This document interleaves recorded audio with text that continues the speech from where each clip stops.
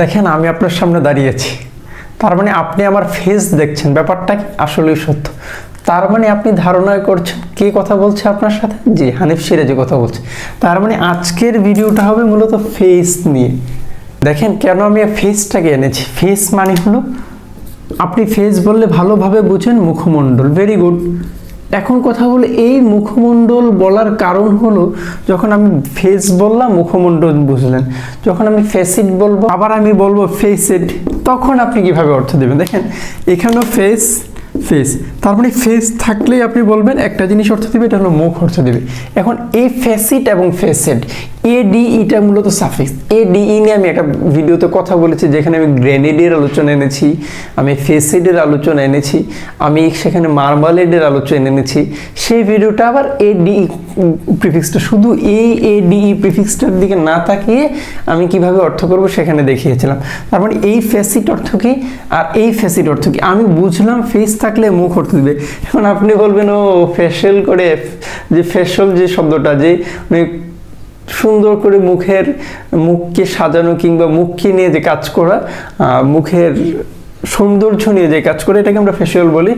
তখন ফেসিড কিংবা ফেসিড অর্থ কি হয়? দেখেন আমরা যখন এই ফেসিডটা লিখি তখন আমাদের অভিধান যে শব্দটা বলে এই ফেসিড অর্থ তখন দিক অর্থ দেয়। কি অর্থ দেয়? দিক। হ্যাঁ, এটাও এক প্রকার মুখ। আমি ক্যাবলার দিকে তাকিয়ে আছি, আমি ক্যাবলার দিকে তাকিয়ে নামাজ পড়ি, ক্যাবলার দিকে ফিরে নামাজ পড়ি, পবিত্র কাবার দিকে ফিরে নামাজ পড়ি। ঠিক আছে, আবার এই ফেসিড মূলত একটা প্রসেস অর্থ দেয়। তখন এই ফেসিড অর্থ তখন নকশা অর্থ দেয়, ডিজাইন অর্থ দেয়। বিল্ডিং এর ডিজাইন বুঝতে পারেন, ঠিক আছে।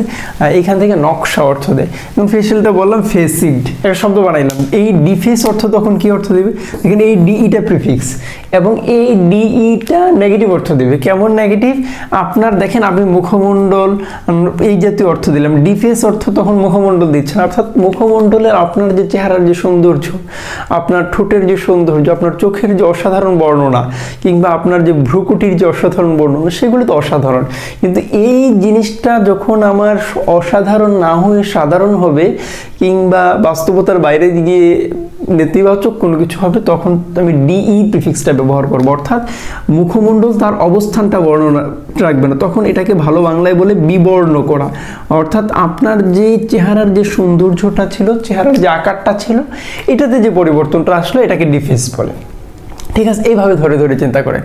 এখন আমরা যখন কম্পিউটার ব্যবহার করি তখন আমরা একটা শব্দ ব্যবহার করি কম্পিউটারের, আমরা যে ডেস্কটপটা, সেখানে ইন্টারফেস নামে একটা শব্দ ব্যবহার করি। তখন আমি এখান থেকে বলি ইন্টারফেস।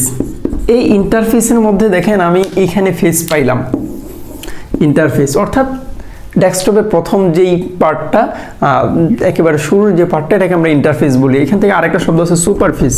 দেখেন আমি যখন সুপারফিশিয়াল লিখি, সুপারফিশিয়াল শব্দটা মূলত ফেস থেকে তালিল হয়েছে।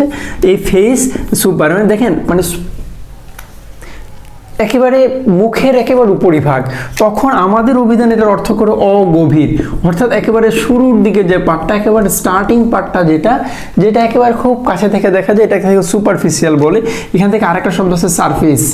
এই যখন আমি আবার ফেস পাইলাম, তখন এই সারফেস তখন আমি অর্থ করব পৃষ্ঠ।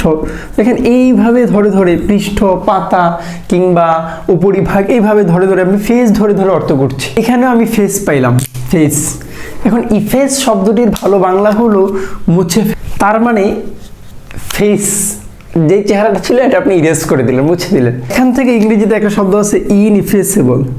এই শব্দটার সাথে আমি যেই কাজটা করব, ইনইফেসেবল। এবল মানে সক্ষম, কি করতে সক্ষম? মুছতে সক্ষম। এই ইনটার অর্থ তখন দিচ্ছে না। তার মানে যে জিনিসটা মুছতে সক্ষম নয়, সেটাকে ভালো বাংলায় খুব কঠিন করে লিখেছে দুর্মুচ্চ, দুর্মুচ্চ। তখন আপনি দেখেন অর্থ করলেন, এটার মানে বোঝেন না।